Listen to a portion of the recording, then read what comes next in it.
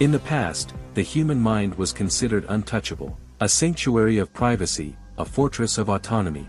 But today, as digital and biological realities converge, even thought itself is becoming vulnerable. The question is no longer whether machines can read our signals, but whether they can rewrite them.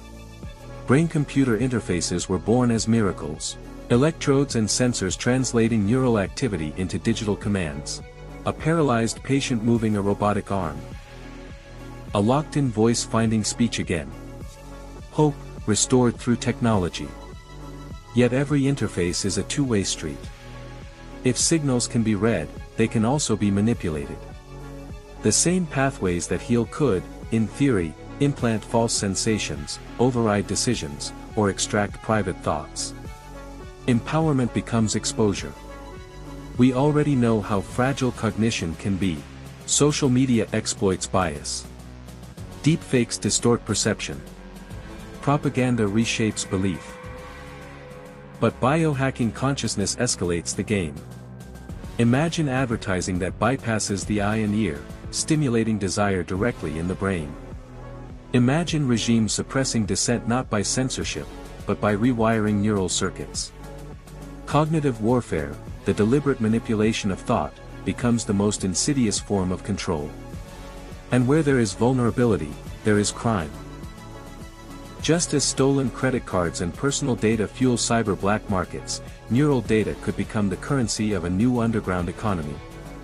Brainwave patterns revealing emotional states, subconscious fears, hidden desires, harvested, traded, weaponized.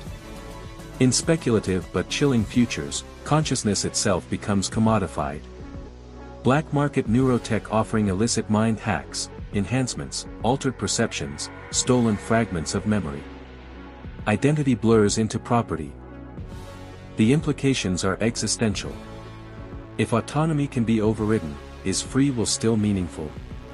If memories can be altered, is identity stable? If desires can be implanted, is authenticity possible? These are not abstract questions.